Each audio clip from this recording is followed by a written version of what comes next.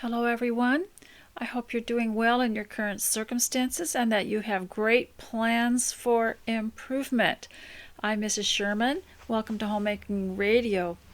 I am so glad to see you. It's been so long since I broadcast a message to you on Homemaking Radio that I feel like the person who has been gone from home for a long time and is too embarrassed to come back because they've been gone too long, or someone who hasn't answered a letter in a few months and they're just too embarrassed to finally answer it. Which brings me to some business that I have to take care of. And one thing is, if I have not answered anything that you have sent me, a card, whatever, I am so sorry. I will get around to doing that.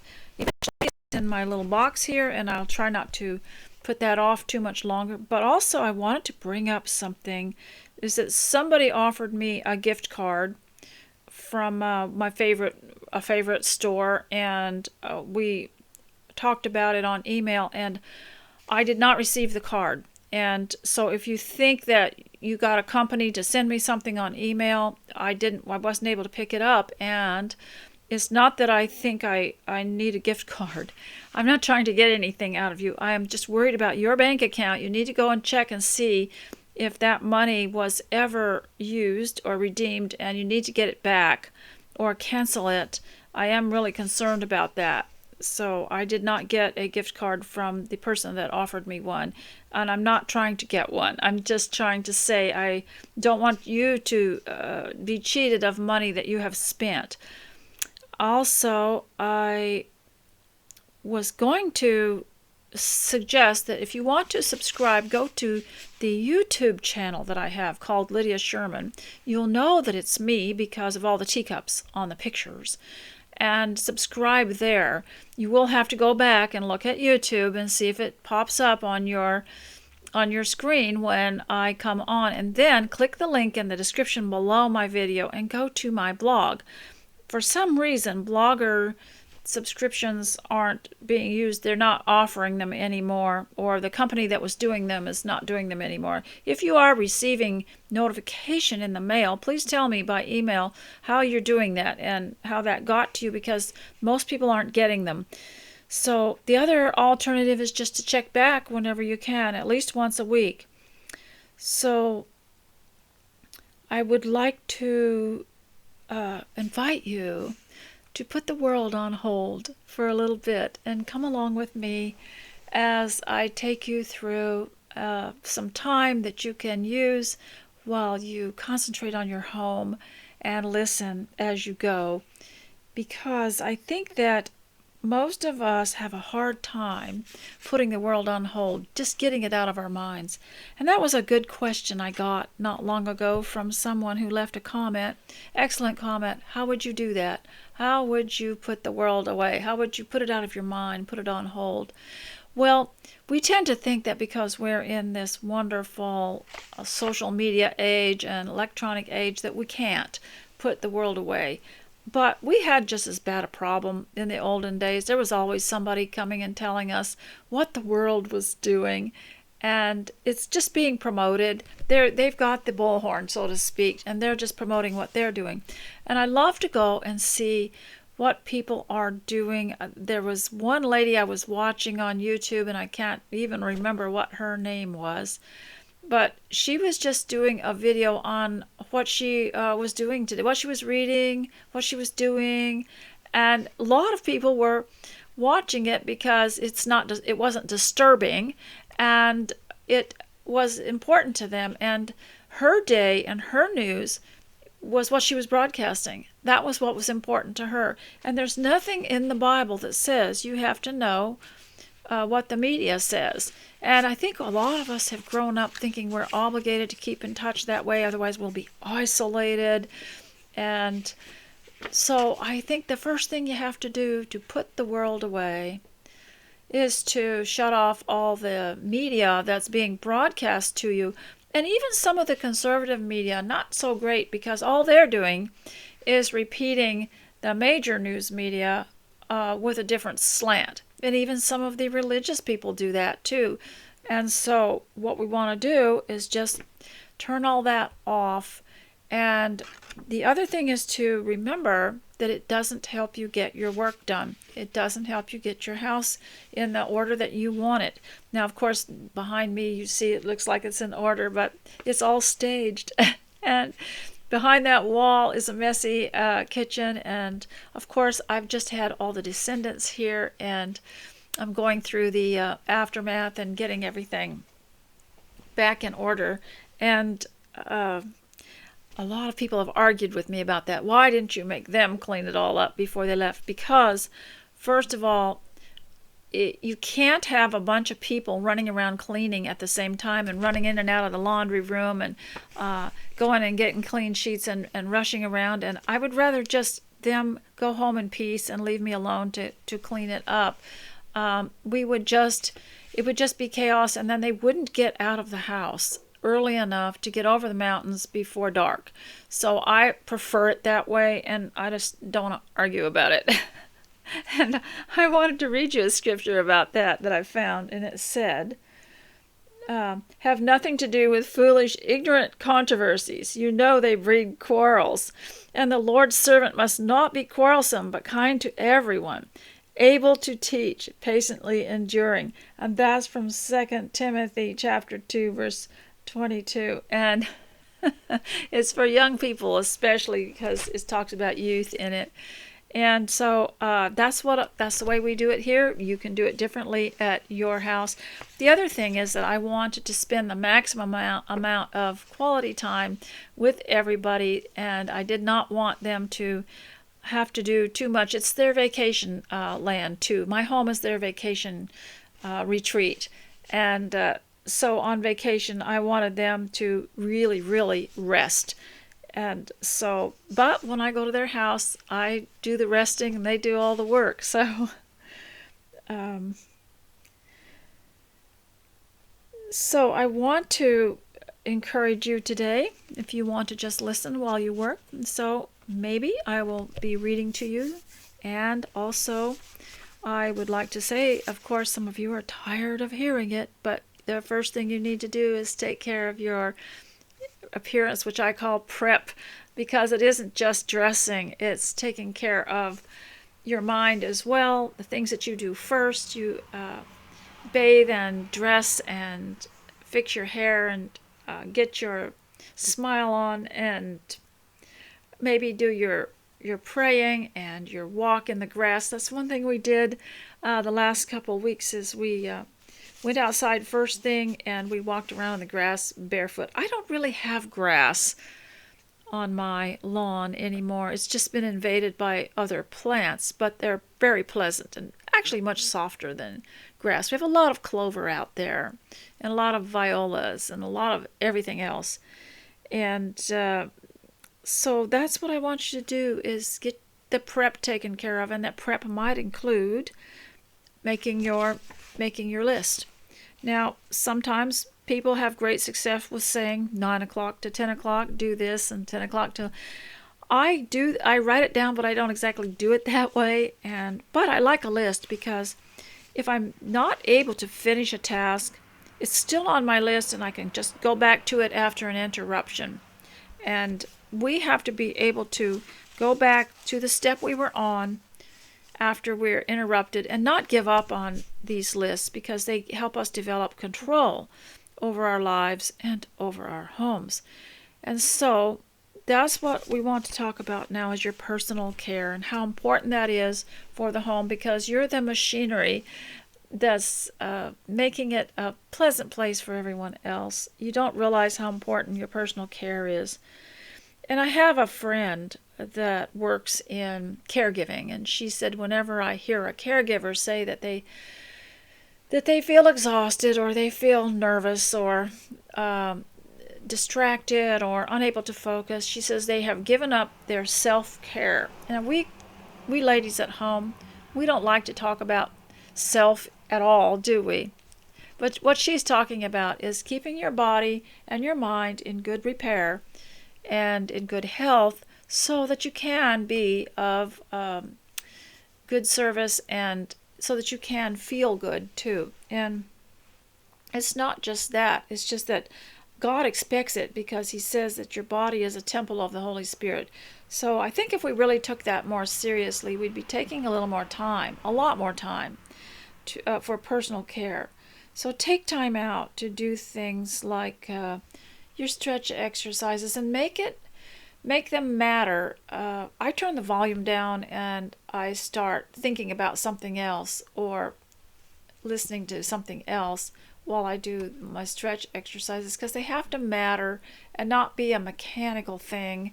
Otherwise, they have no meaning to me. They have to be spiritual. There always has to be a spiritual reason for everything. So your personal care, to take time out to do something simple like washing your hands, and develop an eye for your home, just to be more sensitive to it, and take a vacation from media.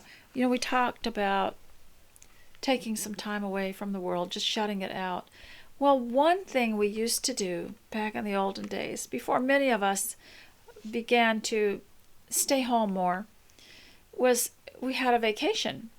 And when you were on vacation, you didn't really care what the media said. This was the world for you, your vacation and your itinerary and where you were going, what you were going to be doing next, and what the next day's schedule was. And you were just intent on having a wonderful time, and you were not involved with the media. Of course, now I don't know. Some of these really nice, pleasant places, bed and breakfast or whatever, they have their televisions on, and it's constantly being broadcast, the wreck of the world around us. And I just made up my mind one day, after I had worried so much. I had an experience with worry while I was gone from here, and I thought you might enjoy hearing about it. Is that I was discussing a problem with one of my children, and I told him, so how do you deal with this or that, or I've forgotten what it was, something I was looking up. I was trying to figure out what was in it or something, and he found it for me, and I solved my question. And then I said to him, I feel like a blank. I said, I feel like something's missing because I'm not worrying. I'm going to have to find something else to worry about. And so that's what happens, is you get in a habit of being anxious or tense about something, and then when it's gone and there's no longer a reason to do it, you feel like you're missing that weight. You're missing that weight on your shoulders. And so we have to learn to replace it with good things. And so you've got to get an interest in something that you replace all that worry with. And every time there is a worry, then you go and do what it was that you chose as an interest. So now I wanted to cover dressing and clothing, because it's a great disguise and it is a covering. And dressing carefully means that you are determining, in a way, what kind of good success you're going to have. If you think about that when you're dressing, you think about what kind of day you want to have. And some people are real sensitive to the day, and they'll say, this day just seems like a yellow print. Well, I'm going to wear something that has yellow on it. Or this day just seems like more of a serious, somber day. I'm going to wear dark blue. Or some people are just real sensitive to the mood of the day, and they are great mood dressers. And also to realize that what you wear affects other people's moods. It affects other people. The other day, I was with someone that had a really pretty dress on. It was long, and we were walking around, and somebody stopped and said hi and wanted to compliment us. And this person was so complimentary, and she said to the lady I was with, the color of your dress just goes with this beautiful weather. It goes with the blue sky. And she was so complimentary, and we thanked her. But I'm not saying that we do that for that reason, but it does affect other people. It affects your children. If you're taking care of elderly people in your home, it affects them too. Your clothes give a mood and gives them optimism and hope. It's always been that way. Clothing has a meaning. And clothing is a great cover-up. It's a great disguise for a sad feeling or a bad mood. Dressing up and looking good can change that. So consider the whole atmosphere when you're dressing. Just consider it all and try to dress according to what you want the atmosphere to be in your home and what kind of success you want to have. And consider the temperature and the feeling. And plan a wardrobe of clothing that's for the seasons. If you don't have seasons, for occasions. For instance, we have our stay-at-home clothes. We have our go-out clothes. We have our company clothes. We have different things that we do that enable us to change or to change the mood. Now, I want to also talk about something that I have spoken to you about before, and I didn't really want this to be show and tell, but it has to be because I wanted to show you these pillowcases, and they were given to me by one of my aunts, my father's sister, and she's the oldest living relative, and they have not been used, so I wanted to show them to you. And this is what the pillowcase looks like, and that's the crochet that was added onto it. So I wanted to read to you about this, and I'll just hang this here so that you can see it while I talk about it. I'll just put that right there, and then you can view it while I talk about it in the background there. And here's what she wrote, and I wanted to talk about it a little bit. And she says, your great-grandmother Lily Props Jameson made these pillowcases for me in 1944. I'd like for you to have them or pass them on to your daughter if you like. Grandma thought when I was 10 years old I should start a hope chest collecting and making things to use when I had a home of my own. She thought I ought to have linens they had made. The pillowcases were supposed to be my start. She made the cases, too, as well as decorating, so she sewed the fabric together first, too. The fabric is a bit rough. These were the World War II years, and that's probably what was available then. I have thought for many years that I might frame them and display them on a wall someplace, but time has passed, and it looks as if I probably won't ever do that.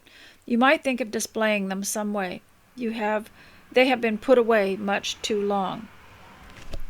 Okay, so I've kept this all together with the note that went with it so that my descendants can find it. And I wanted to talk to you a little bit about the pillowcases because I only know what I know and what I've observed in my experience. And by the way, anything you hear on Homemaking Radio is my opinion, and it's just for your entertainment. And you've got to figure out what works best for you and your family, and you don't have to endorse anything that I talk about. And so I want to read something to you here. First, I want to talk about the pillowcases because many of these were never used. They are like today's pillow shams. They were put on a pillow or just laid over a pillow after the bed was made to decorate it. And sometimes people did use them. I have some that are very, very worn, which were Mr. S.'s mother. His mother had made them. They're very similar to this. Excuse me, I'm going to go and shut the door because there's too much noise.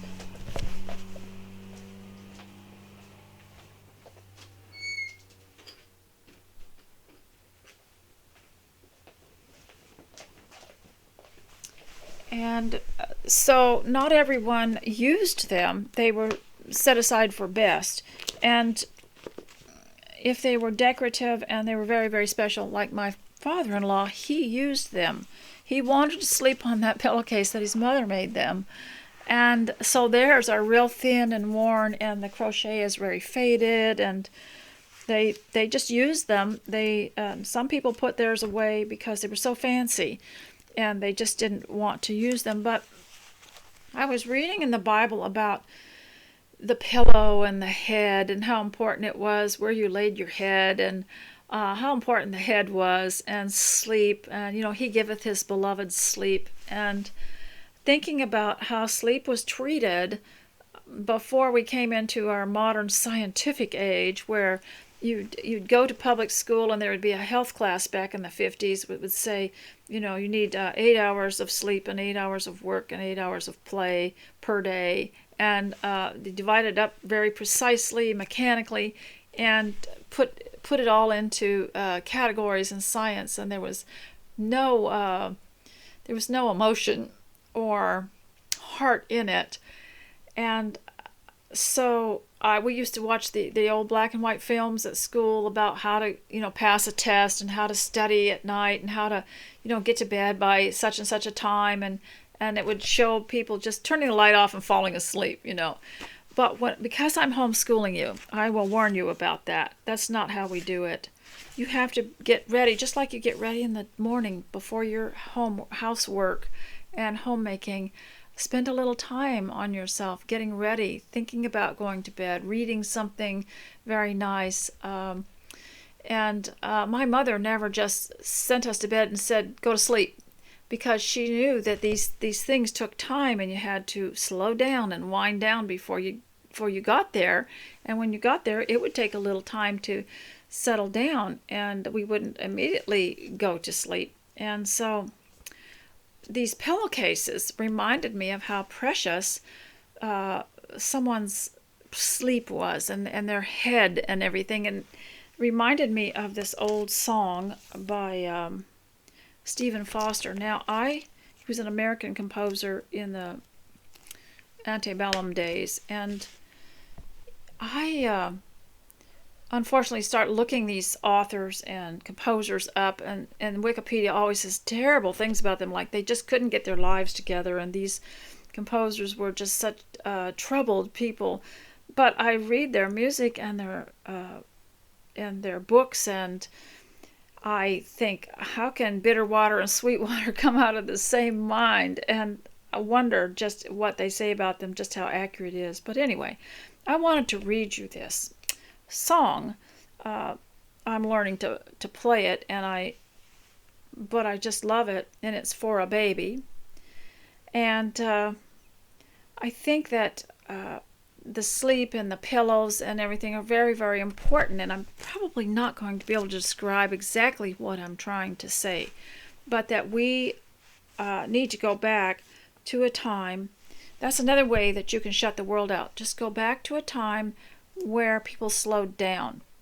And also, there is no point in blaming the world and blaming the media for being so crazy and fast-paced and just jumbled up and noisy and confusing if your own house is high-pressured.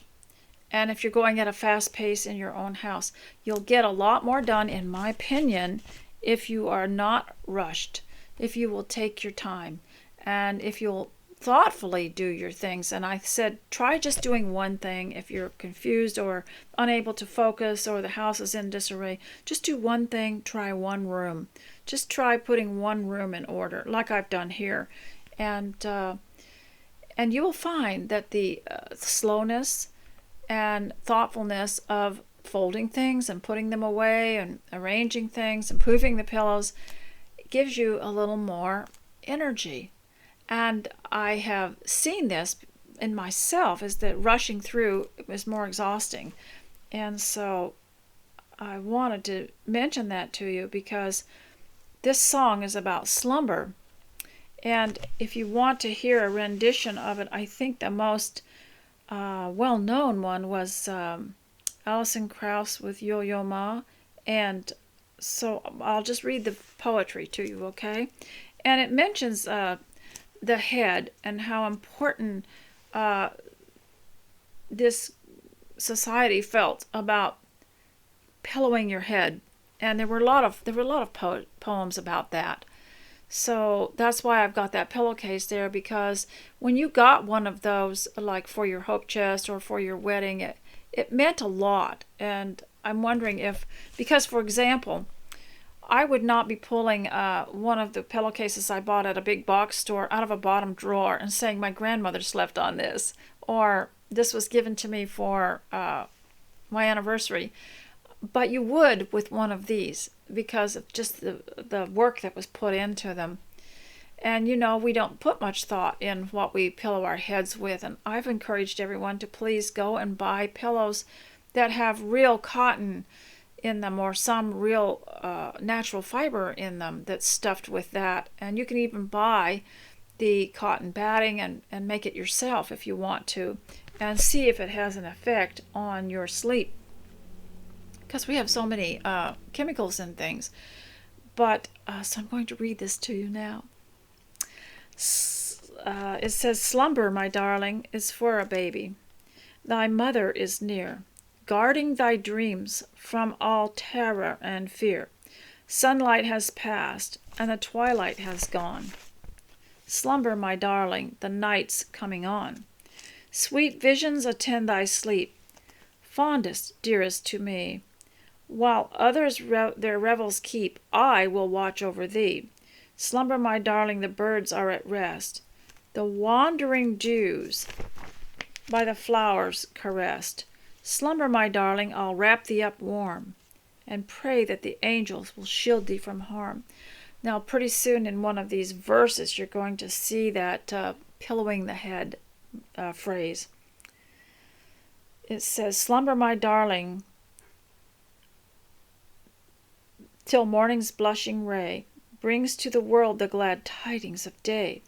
Fill the dark void with thy dreamy delight. Slumber, thy mother will guard thee tonight. Thy pillow shall sacred be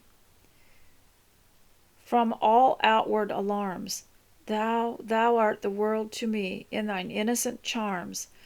Slumber, my darling, the birds are at rest. The wandering dews by the flowers are caressed. Slumber, my darling, I'll wrap thee up warm, and pray that the angels will shield thee from harm." And there, I really enjoyed that little piece of poetry. Thy pillow shall sacred be. It's a figure of speech, meaning how precious the pillow is that the sweet head laid on, and how much we should value the pillow and the pillowcase, and keep the pillows fresh. And they're very important. And spend a little time thinking about these little things in homemaking to make it meaningful to you. And I also think that you have to have personal self-care. And I wanted to read to you a little bit about this from the Eric Sloan Weather book, because I'm homeschooling you, and this is what you must know, is that there was a poem that he was defining. He did not write the poem, but he was telling you what the poem meant. And I suppose people at the time knew what it meant. And so I wanted to just briefly go over that, because it has a lot to do with your mood at home. Now, some people will say, I just need to get out of the house, or I need to get to a better climate. But if you learn about the atmosphere, not just the weather, but the atmosphere, the general atmosphere, and why you might feel uneasy. And we've talked about that creepy house feeling, and I have anyway.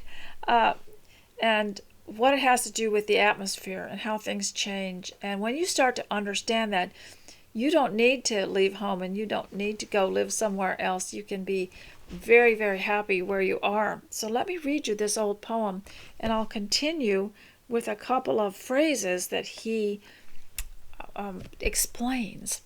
And these were written back in, I think the Eric Sloan might have been in the late 1800s or early 1900s. I'm not sure what it is. It looks like it was first published in 1949. Okay, signs of rain. Now, why we need to know about signs of rain is because they do affect the brain, and they do affect your feeling of ease or unease. And a lot of people don't understand this. You might notice the children are a little fussy, or you might notice that the animals are restless. But here it goes. The hollow winds begin to blow. The clouds look black. The glass is low. That's probably referring to the thermometer. The soot falls down. The spaniels sleep, and spiders from their cobwebs peep. Last night the sun went pale to bed. The moon in halos hid her head. The walls are damp, the ditches smell. Closed is the pink-eyed pimpernel. Hark how the chairs and tables crack. Old Betty's nerves are on the rack. So I'm going to just do those last two lines because I left off in my last video on the previous ones. And that was, hark how the tables and chairs crack.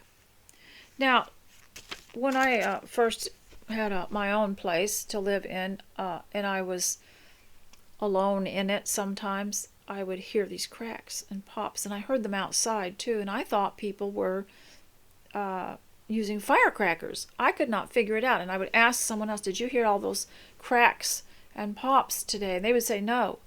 And then I started to research it and discovered that the trees will crack when the weather changes, and that anything made of wood will make a popping sound. And so that took that mystery out of it. And he says here, hark how the tables and chairs crack. Hardly needs explanation, for we all know how wood breathes, swelling and contracting with humidity and dryness. Okay, and here's the other one. But old Betty's nerves are on the rack. Now you feel a little nervous at home. You've got that creepy house syndrome. Indicates more than the obvious mental depression of pre-storm atmosphere. A drop in air pressure affects the nerves instantly by causing greater dehydration of the tissues. Old wounds begin to ache. Corns and bunions are felt the minute the barometer drops. Now, this is very, very interesting. Because most people don't know that.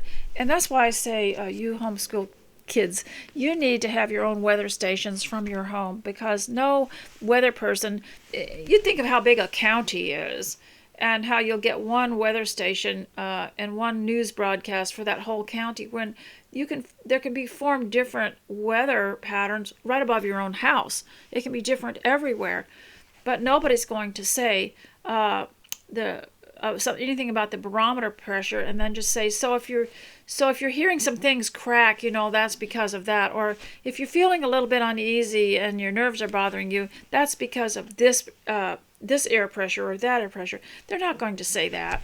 And so that's why we need our own weather stations. And apparently, according to some of my descendants, it's not hard to do that. And there needs to be more of our own, because that's another part of putting the world away, because our weather stations are connected to the news media, and they're all designed to keep you frightened all the time or upset all the time.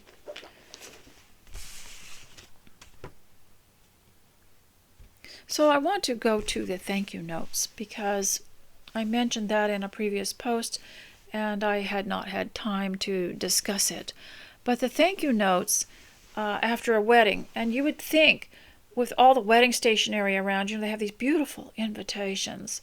And then you get to the wedding you were invited to, and there's these printed little signs that tell you where to sit, or there's something to pick up on the way out that's printed, and it has some little favor with it. Or if you sit at a table for a wedding dinner, there are printed things around, and you would think that they would include for the bride and groom some printed thank you notes. And I've seen this solved in the past by friends that sit next to the bride-to-be during one of the wedding gift showers, that they have. And sometimes a church will put it on, and both will be there, both the future bride and groom. And one person will write down on a notebook or a clipboard the name of the gift and the person that gave them to her. And so she has that list and can take it home and spend some time writing thank you notes, and she can write at the top of the list for thank you notes. And that gives the bride the instruction that she has to spend some time sending thank you notes. And the other thing is the wedding coordinators. Everybody these days has a wedding coordinator that tells you what to do now and what to do next, and in getting this wedding ready, and then during the wedding day. The wedding coordinator could also remind the bride and groom that they need to send out thank you notes.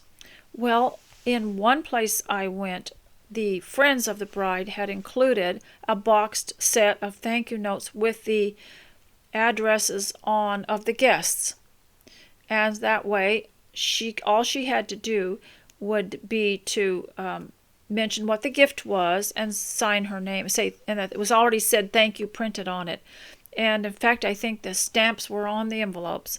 And then there are what they call the bridesmaids, or the best man, or the friends of the brides. They can keep track of it when they open their gifts, and keep a list of it and give it to her and tell her you need to get these out pretty soon, to make it easy for her by dressing everything and putting the stamps on them. And then all she has to do is provide her return address sticker and sign her name.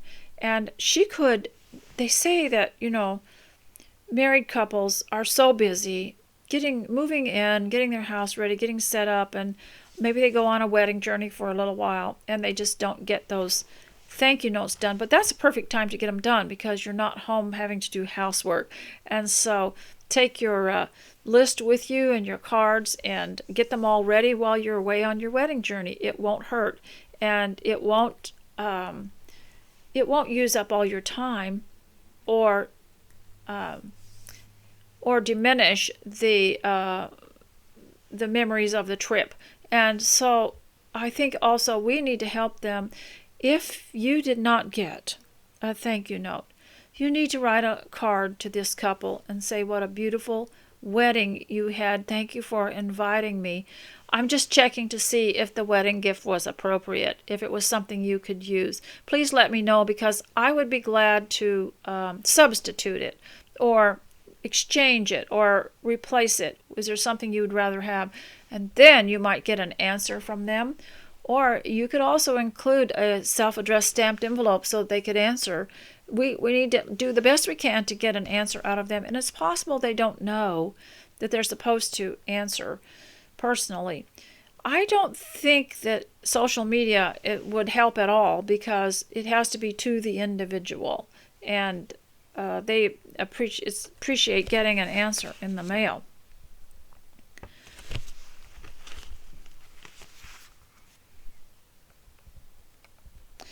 So now someone made the comment about how, with the food prices going up and the price of everything, the price of your fuel and everything, if you're doing any kind of food preparation or cooking, that they can only have one meal a day.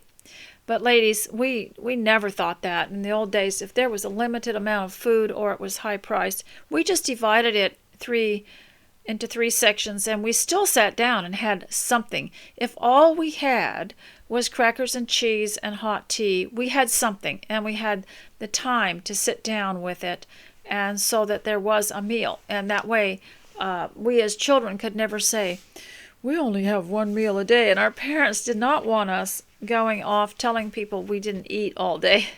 So even if it was a little bit, we at least ate 3 times a day. And you can do that.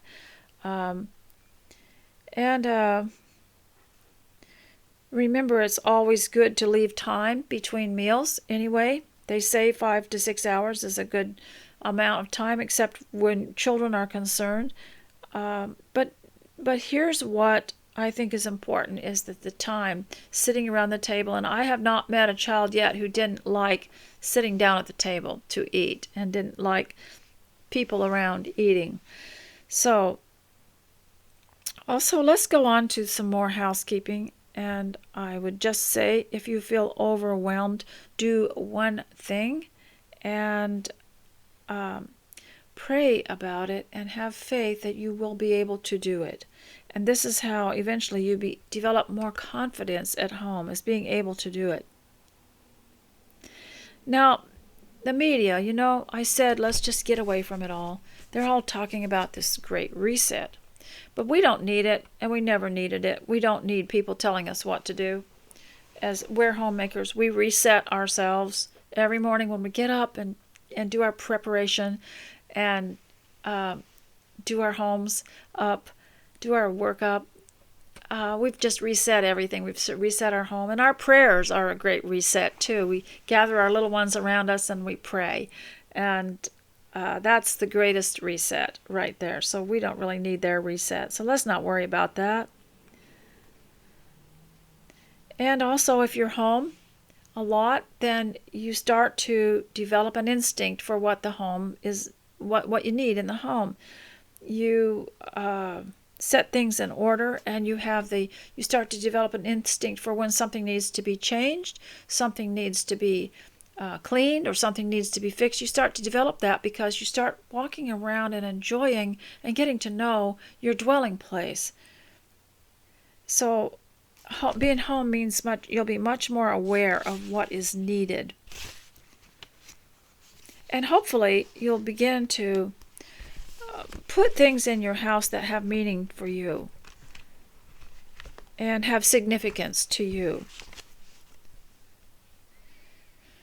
And I think also if you get an anxious feeling while at home, and I don't want to indicate that it only happens to homemakers, but here's the difference, is if you're off to work in an institution, or be it an institution for some reason or other, or you're working in the commercial world, they keep their noise level so high and the commotion so boisterous and the schedule so strict that you don't really have time to feel the atmosphere or feel the world or listen to those little sounds. So then when they kind of upset you when you hear things in the house, or you get that creepy house feeling.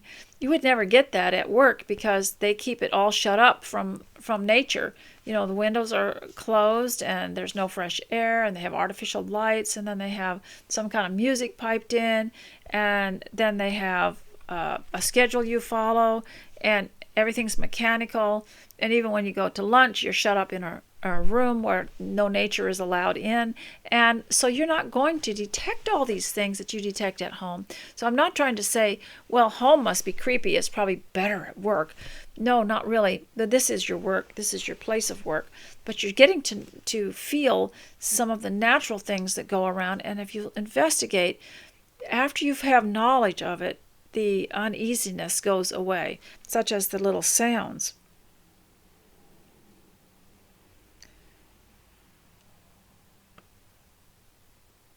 And one of the most common anxieties that happen is when the house is in disarray, when you don't have your groceries in supply, when you don't feel prepared, when you don't feel at ease because you're behind in your work, or things are, you're just living on the edge, and you only have the time to do things right at the last minute.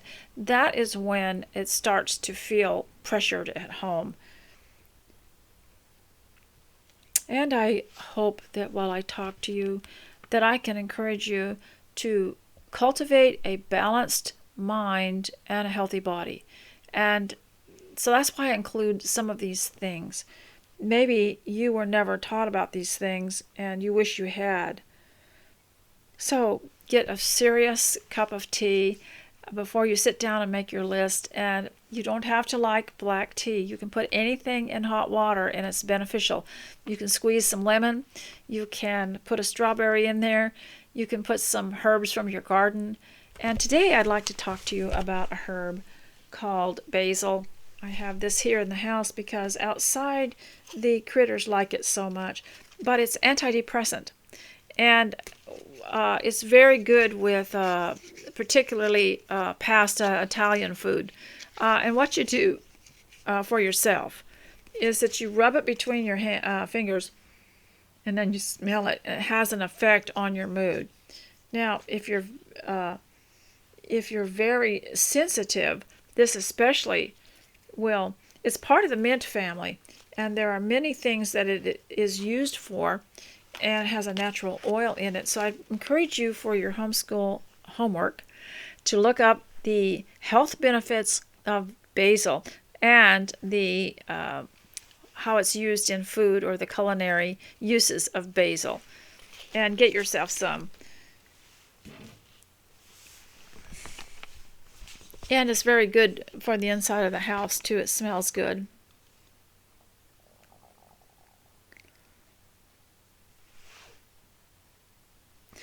Okay, so I'll just cover a few more things here before I let you go. I've been here 45 minutes, and I hope you're getting a lot done. So we want to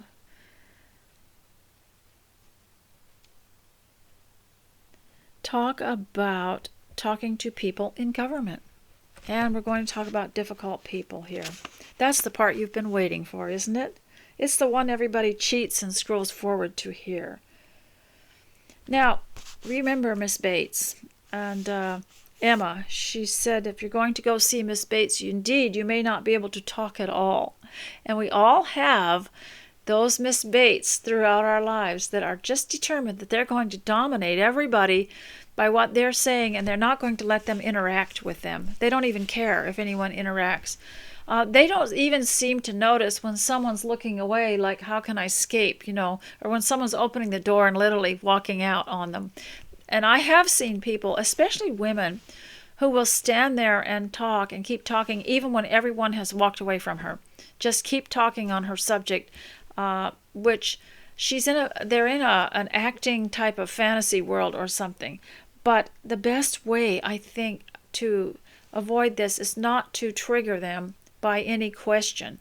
Don't even ask them the simplest question, because that gives them their cue that they have the floor and they're going to have it for the next hour.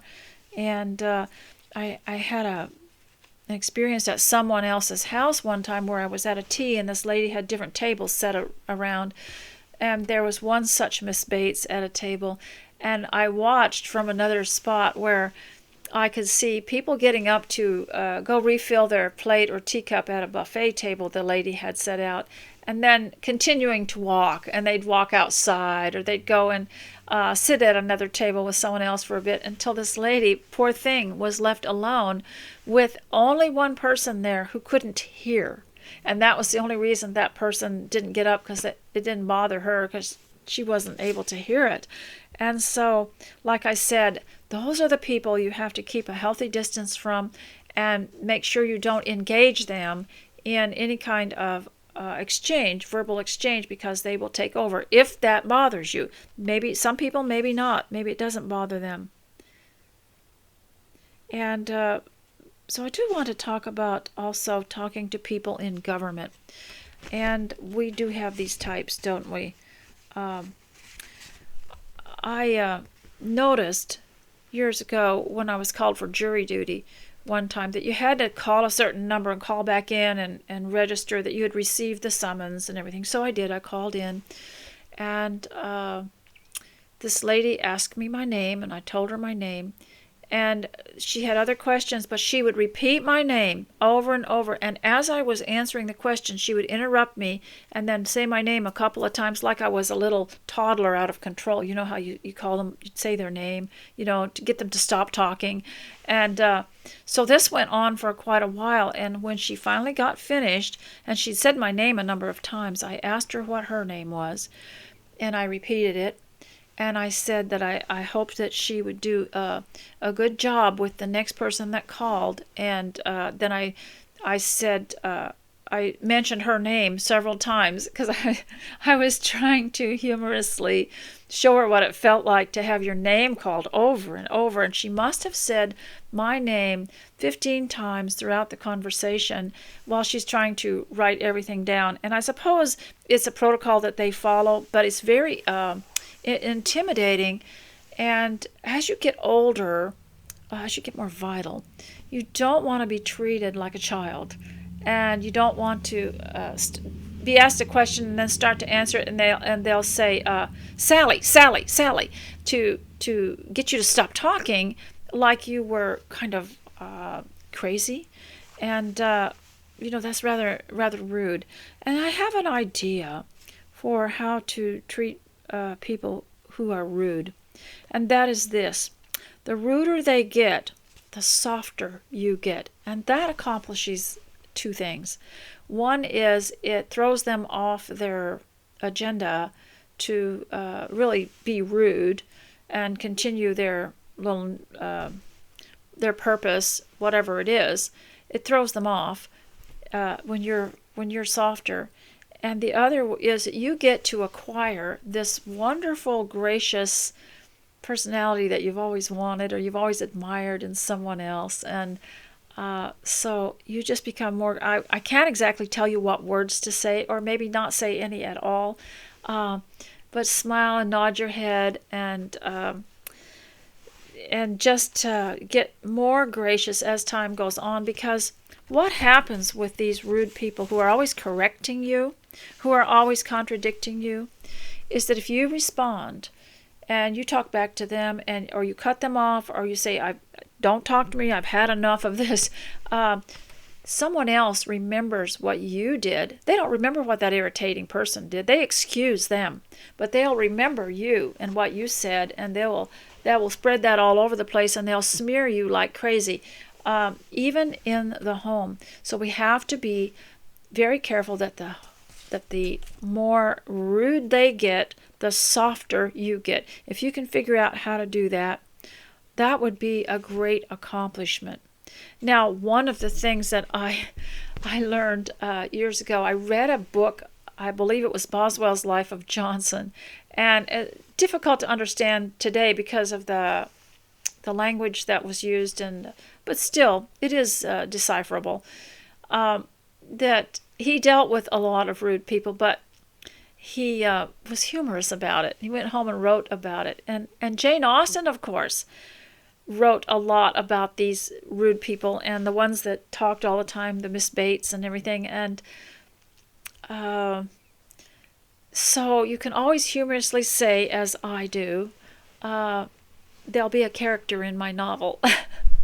I don't have a novel, but I like to say that, well, that's another character in my novel, and look at it as material and look at it humorously. And then if you've been forced to be in the company of rude people who are constantly contradicting you, telling you they don't like the food, or saying rude things about your home, and hopefully that never happens to you.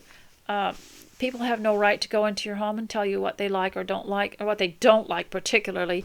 And I told my descendants one time, I said, when you are in someone else's house, or even in your own, and you don't like something at the table, you keep quiet about it. You don't pick it up and say, this is disgusting, I don't like it.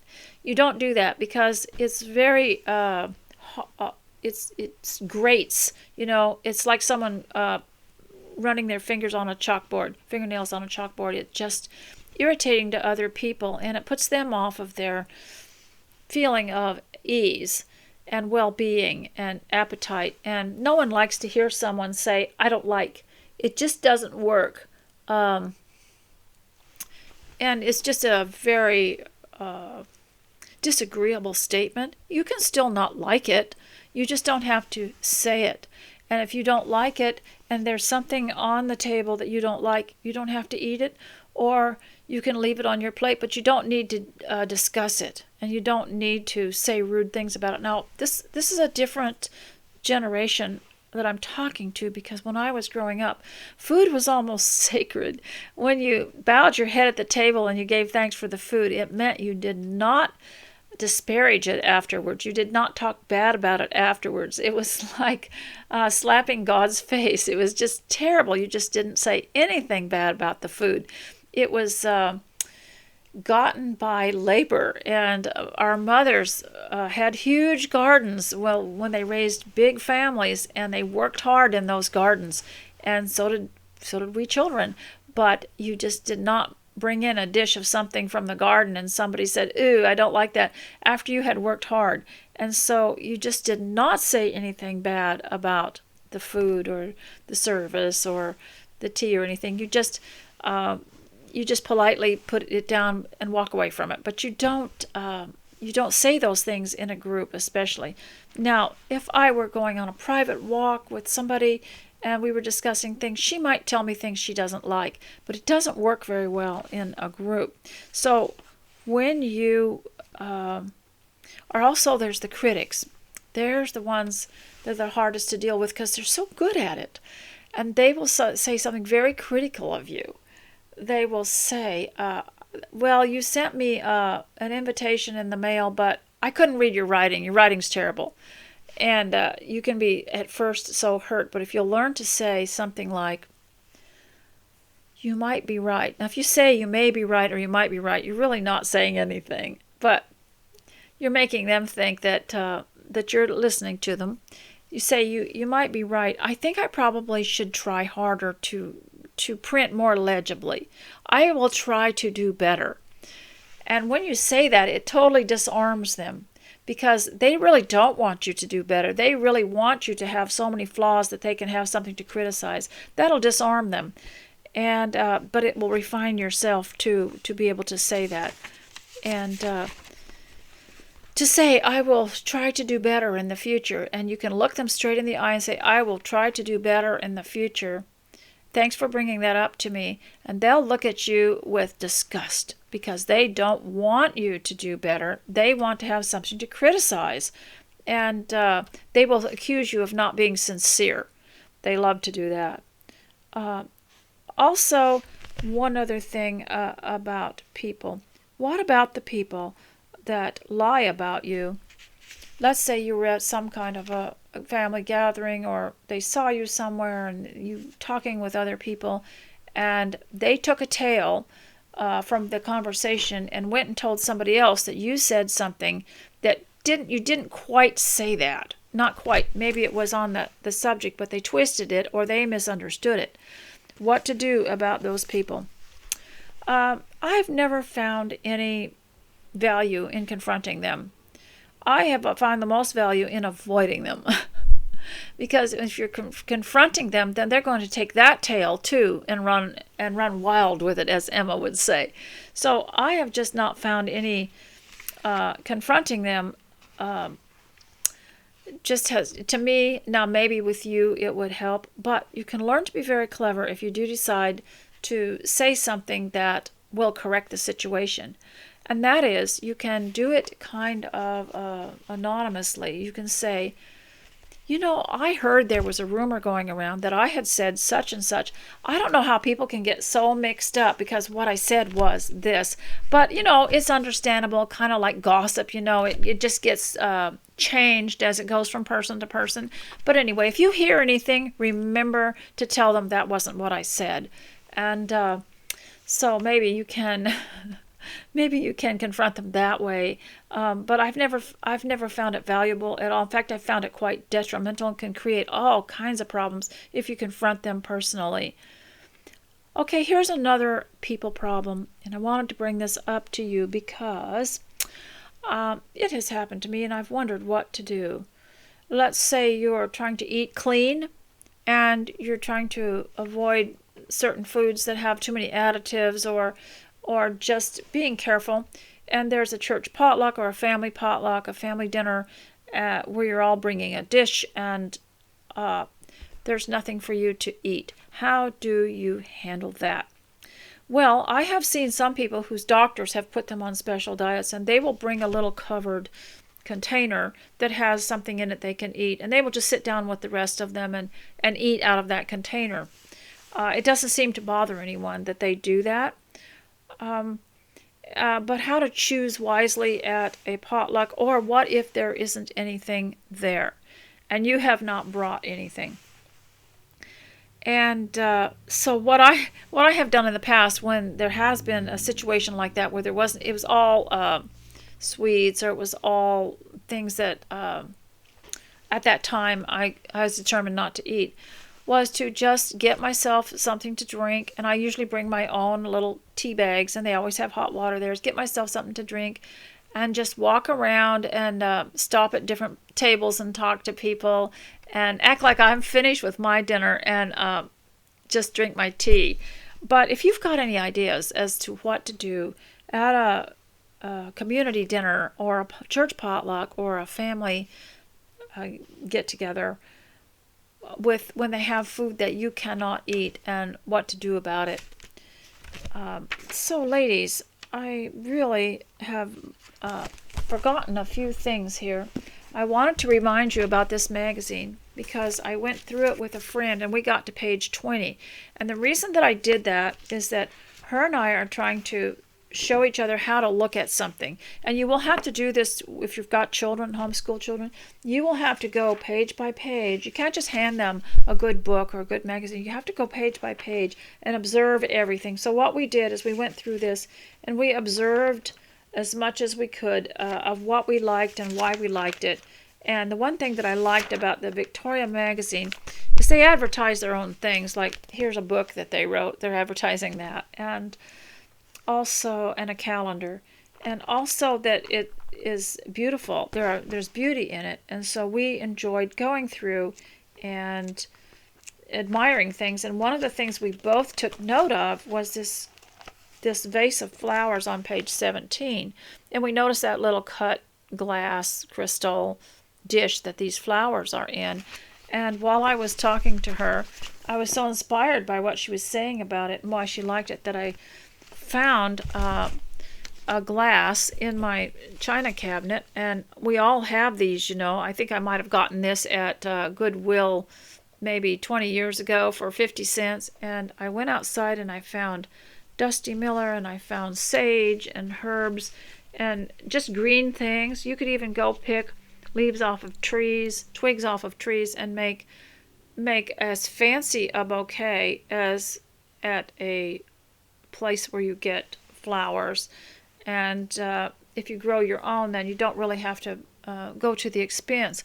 But one thing that I noticed about fresh flowers is that not many people can change their environment in the home. They can't afford new furniture, new covers for things, or paint, or they can't rearrange anything. But you can have a bouquet that's fresh and changes the look of a room. And so, ladies, I always want to also read from Wives and Daughters to you because I've missed so much. So I'll read 2 pages here called A Visit to the Hamleys. Now, you remember Mr. Gibson was reluctant to let his daughter go to the Hamleys. He was kind of part allopathic and part naturopathic because he prescribed chemicals to people, but he also wanted them to have fresh air and not so much strong food and walks every day. So this is called A Visit to the Hamleys, Chapter 6. I'm not going to read the whole chapter, just enough to finish off this broadcast. And I wanted to tell you how honored I am that you came and that you're listening to this while you do your work. And if you leave me a comment and tell me what all you got accomplished, this is good because it's a very good influence, those comments. People that aren't used to homemaking, who are going to be home or are home for some reason and don't quite know what to do, can look at those comments and say, oh, this is what they do at home. These are some of the things you can accomplish at home.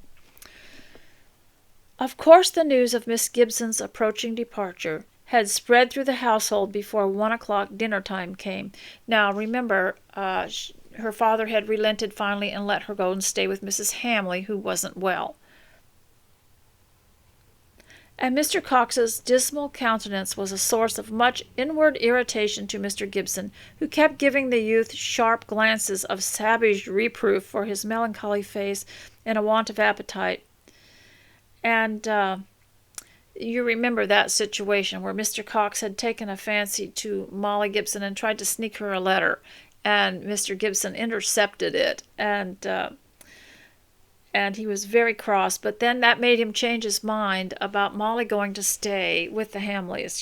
He thought this might be the best time to send her, since this employee of his that worked in his pharmacy was paying too much attention for his comfort, so he sent her away. And that's what people used to do in the old days. If you felt that your young person was on the edge of something that wasn't that really worried you, you'd send him to the grandmother's or the grandparents' farm. In fact, there was a movie made called April Love with Pat Boone, I believe, and I forget who the other actors were, but it was about a guy that was just kind of going a little wild, and his family sent him to stay on the farm, and what made the big change in him. I'm coming over tomorrow to see Mrs. Hamley, and I dare say I shall dine at their lunch, so you won't have to wait long before you've the treat of seeing the wild beast feed. Then they heard the approaching carriage. "Oh, Papa," said Molly, catching his hand, "I do so wish I wasn't going, now that the time has come." "Nonsense! Don't let us have any sentiment. Have you got your keys? That's more to the purpose." Yes, and she had got her keys and her purse, and her little box was put up on the seat by the coachman, and her father handed her in, the door was shut, and she drove away in solitary grandeur. I like that little phrase, "and her father handed her in." That means he took her by the hand and helped her into the carriage. She drove away in solitary grandeur, looking back and kissing her hand to her father, who stood at the gate in spite of his dislike of sentiment as long as the carriage could be seen. Then he turned into the surgery and found Mr. Cox had been watching too, and had, indeed, remained at the window gazing, moonstruck, up the empty road, which the young lady had disappeared.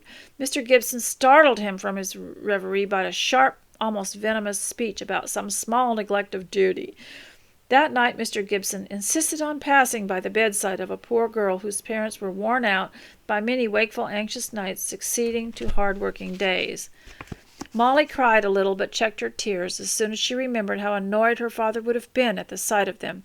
It was very pleasant driving quickly in the luxurious carriage through the pretty green lanes, with dog roses and honeysuckle so plentiful and fresh in the hedges, that she once or twice was tempted to ask the coachman to stop till she had gathered a nosegay. She began to dread the end of her little journey of 7 miles, the only drawback to which was that her silk was not a true clan tartan, and the little uncertainty as to Miss Rose's punctuality. At length they came to a village. Straggling cottages lined the road. An old church stood on a kind of green, with the public house close by it. There was a great tree with a bench all around the trunk, midway between the church gates and the little inn.